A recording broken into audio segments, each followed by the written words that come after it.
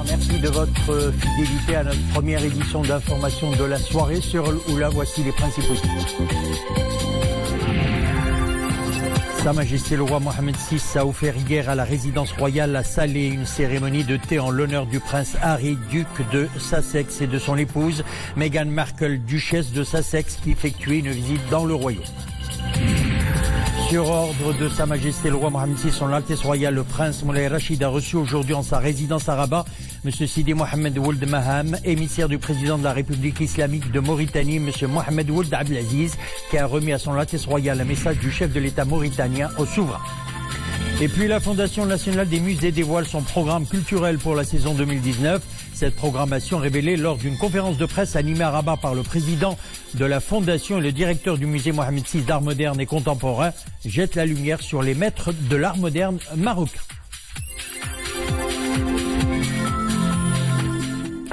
Sa Majesté le roi Mohammed VI, accompagné de son Altesse royale le prince héritier Moulay Hassan, de son Altesse royale le prince Moulay Rachid et de leurs Altesses royales les princesses Lalla Maryam et Lalla Hasna, a offert hier à la résidence royale à Salé une cérémonie de thé en l'honneur du prince Harry, duc de Sussex, et de son épouse Meghan Markle, duchesse de Sussex, qui effectuait une visite dans le royaume.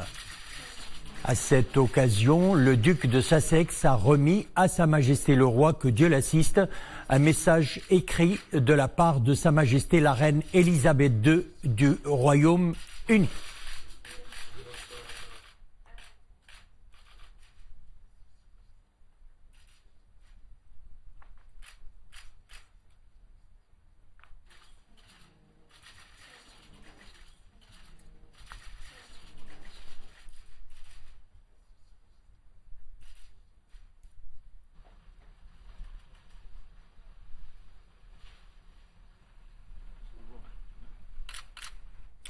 Sur ordre de Sa Majesté le roi Mohammed VI, son Altesse royale le prince Moulay Rachid a reçu aujourd'hui en sa résidence à Rabat M. Sidi Mohamed Ould Maham, émissaire du président de la République islamique de Mauritanie, M. Mohamed Ould Abdelaziz, qui a remis à son Altesse royale un message du chef de l'État mauritanien au souverain.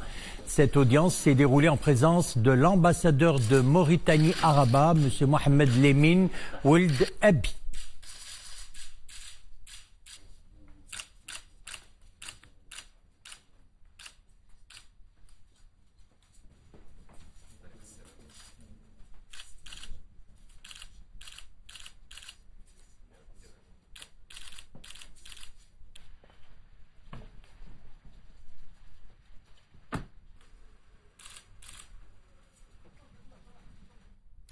Le président nigérien Issoufou Mohamedou a reçu en audience hier soir à Niamey le ministre des Affaires étrangères et de la coopération internationale, Nassar Bourita, qui lui a remis un message écrit de Sa Majesté le roi Mohammed VI. M. Bourita a indiqué que le message royal remis au président Issoufou porte sur les relations bilatérales et les moyens de les renforcer dans tous les domaines. Le message royal porte également sur les enjeux régionaux que nous supportons ensemble et les moyens de relever les défis de la sécurité, de la stabilité et des changements climatiques, a ajouté M. Bourita, affirmant que les relations entre le Maroc et le Niger sont très fortes aujourd'hui. Cette audience s'est déroulée en présence du ministre délégué chargé de la coopération africaine, Mohsin Jazouli, et de l'ambassadeur du Maroc au Niger, Allal El-Esheb. Et puis, dans le communiqué final ayant sanctionné la première conférence au sommet de la Commission Climat pour le Sahel, les chefs d'État et de gouvernement ont salué le rôle pionnier joué par Sa Majesté le roi Mohammed VI et sa vision pour une Afrique forte et résiliente, ainsi que le leadership et la disponibilité du Maroc, partenaire fondateur des 3 commissions climat de l'Afrique. On écoute le ministre nigérien de l'Environnement.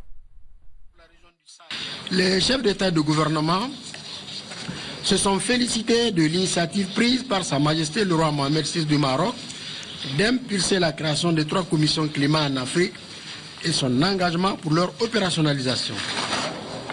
On saluait le rôle pionnier joué par Sa Majesté le roi Mohammed VI et sa vision pour une Afrique forte et résiliente, ainsi que le leadership et la disponibilité du Maroc, partenaire fondateur des 3 commissions climat de l'Afrique, qui a toujours œuvré pour une coopération sud-sud ambitieuse à même de garantir un développement harmonieux et durable de l'Afrique.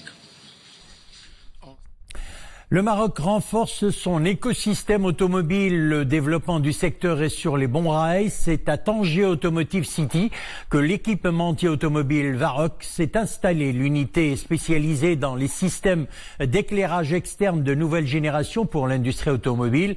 La nouvelle unité industrielle a été inaugurée ce matin. Le reportage Anis Aboumedi et Mohamed Etelchka. Bientôt, plus de 7 millions de ces pièces, feux arrière et autres lighting pour tout type de voiture, seront produites à Tanger Automotive City. La nouvelle usine promet même un plus pour l'écosystème automobile au Maroc, la création de nouveaux designs, signé Varroc, l'un des leaders mondiaux des systèmes d'éclairage. Il y a beaucoup de technologies. Et donc on va développer ces produits ici et on va installer nos futurs 60 ingénieurs. Nous aurons des produits très techniques. Nous aurons aussi un centre d'ingénierie qui est en train de se mettre en place pour pouvoir développer tous nos produits en Maroc et les produire en Maroc. C'est notre objectif de faire une intégration à 100%, donc à partir du développement jusqu'à la production. Cette usine à capitaux indiens et français promet la création de 620 emplois directs, dont tout un département d'ingénierie. Le projet Varroc Maroc est ainsi opérationnel dans sa première phase, un an seulement après son lancement. Un projet qui a été signé devant Sa Majesté, que Dieu l'assiste, et qui voit le jour aujourd'hui. En même temps que nous assistons à l'inauguration, l'annonce est faite et le démarrage des travaux de la deuxième tranche. Et nous parlons d'une troisième et d'une quatrième tranche avec le groupe Varroc. L'usine est aménagée sur plus de 12 000 mètres carrés. La proximité avec l'Europe et l'accès direct aux routes maritimes internationales permettront à cette usine de conquérir bien des marchés, notamment des usines sud-européennes d'industrie automobile.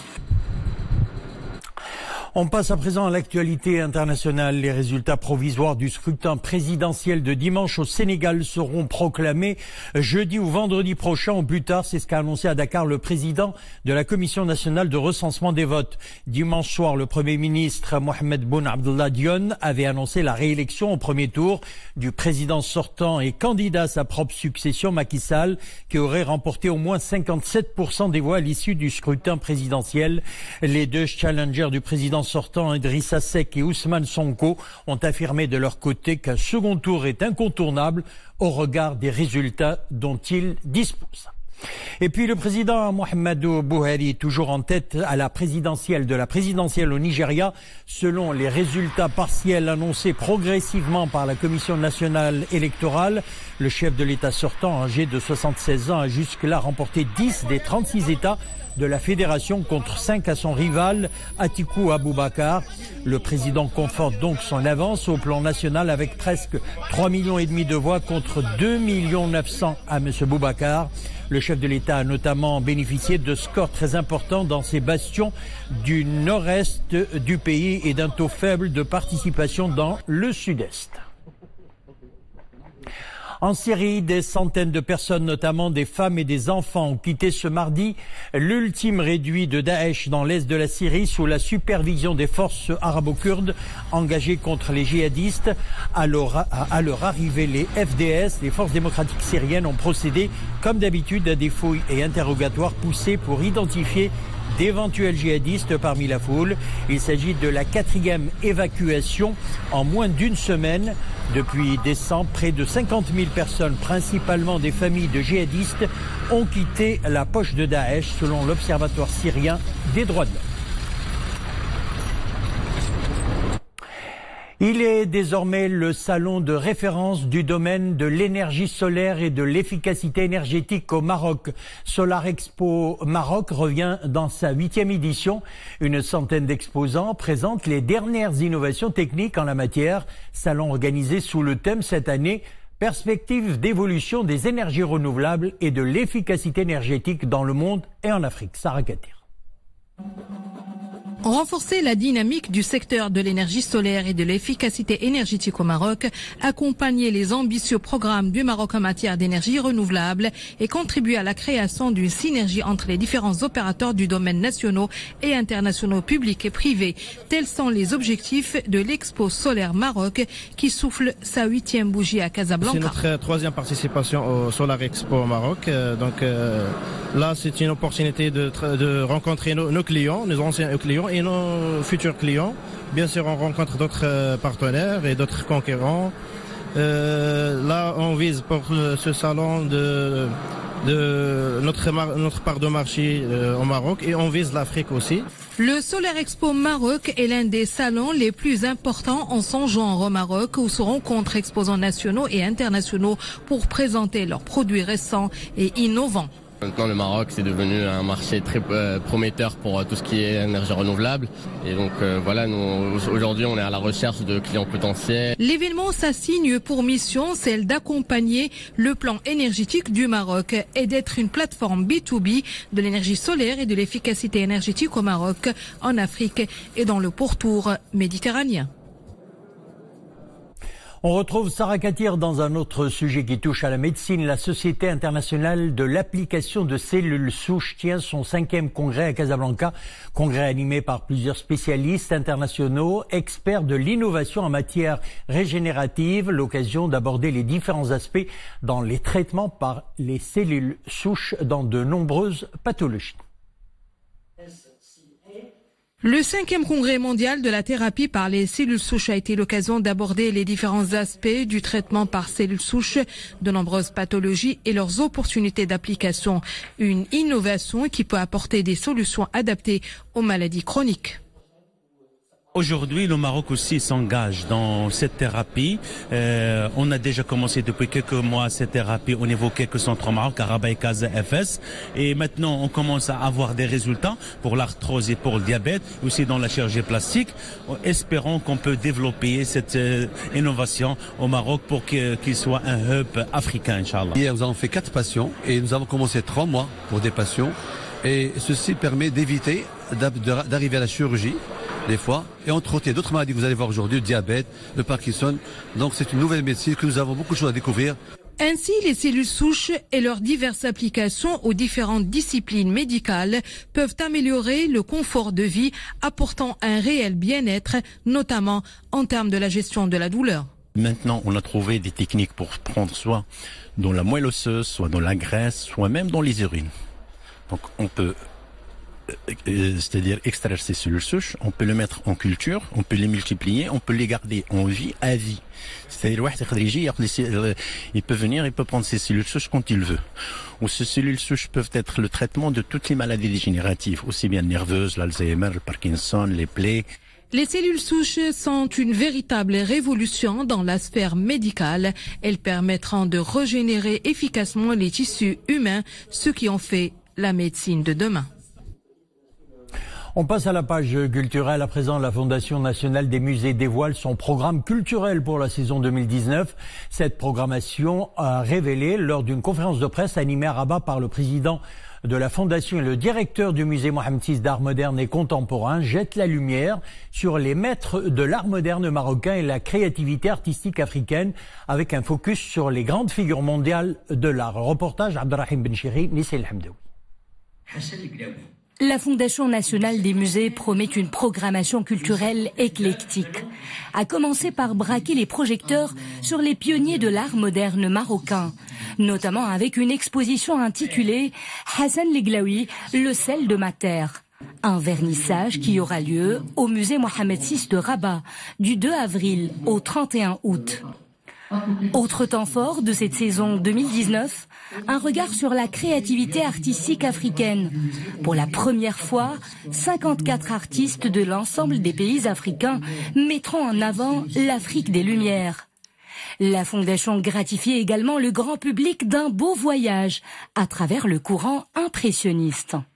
Ce que j'appellerais le clou de l'année, c'est cette exposition à événements qui sera les impressionnistes, où il y aura pour la première fois dans l'histoire à la fois de l'Afrique et du monde arabe, Il y aura Van Gogh, il y aura Monet, il y aura Renoir, il y aura Manet, il y aura Cézanne, tous les grands. Et ce n'est pas tout. La programmation muséale couvre bien d'autres surprises aux férus d'art plastique. La biennale.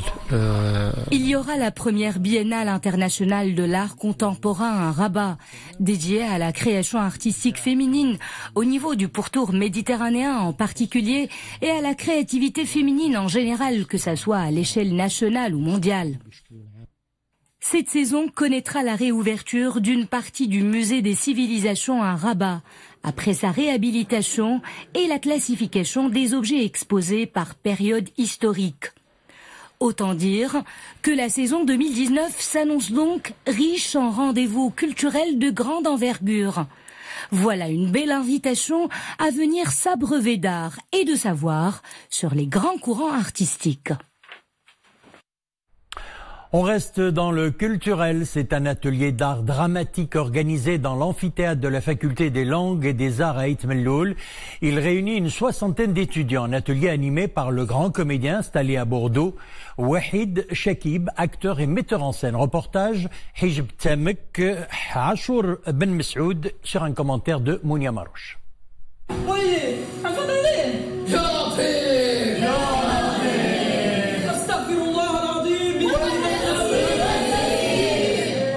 C'est un rendez-vous qu'ils attendent avec impatience. Chaque semaine, ces étudiants se rassemblent et se donnent la réplique dans l'amphithéâtre de la faculté. Sur les planches, ils progressent en expression et surtout en estime de soi.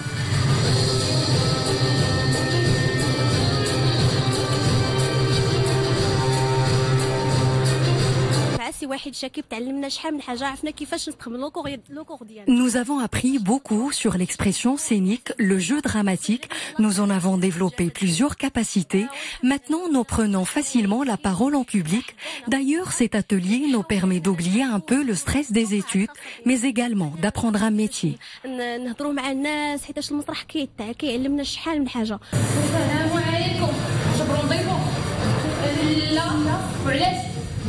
Cette pièce théâtrale est le fruit d'un travail de longue haleine et surtout d'un encadrement par un grand professionnel de l'art dramatique.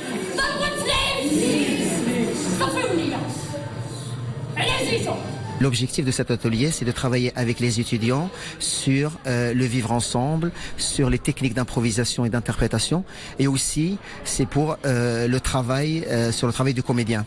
Et ce que j'ai remarqué, que les étudiants ils sont vraiment très très volontaires, très motivés pour travailler dans cette aventure.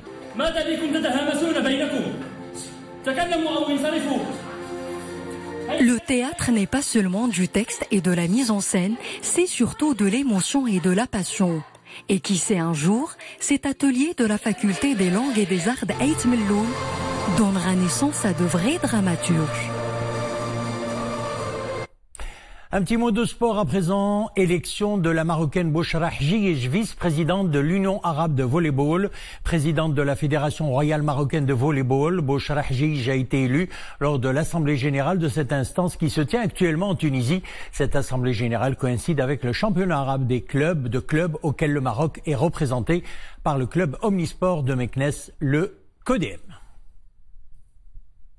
On termine en musique. L'Orchestre symphonique royal présente un nouveau programme de jazz en compagnie de la chanteuse Marina Vinogradova. Une tournée artistique que l'orchestre effectue à Oujda, Fès, El Jadida, Casablanca et Rabat. Reportage à Fès, Nabila Koumimi, Mustafa Zahiri et Zakaria Moukhenbil.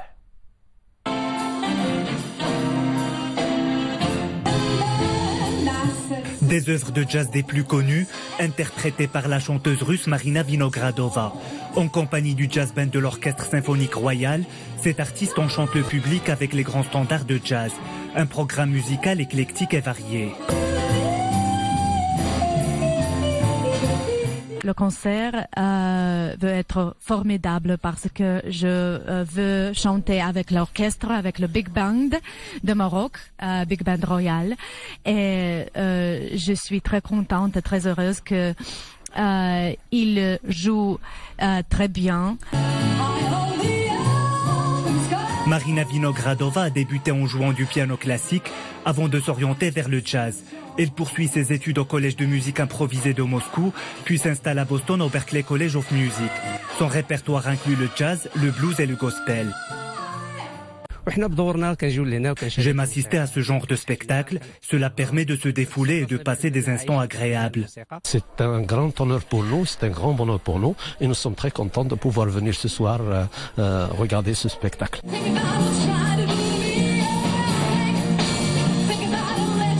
L'Orchestre symphonique royal continue d'offrir des prestations à la croisée des styles. Créé en 2007, cet ensemble œuvre à faire évoluer les musiciens marocains en leur offrant un environnement professionnel tout en enrichissant le paysage artistique du royaume.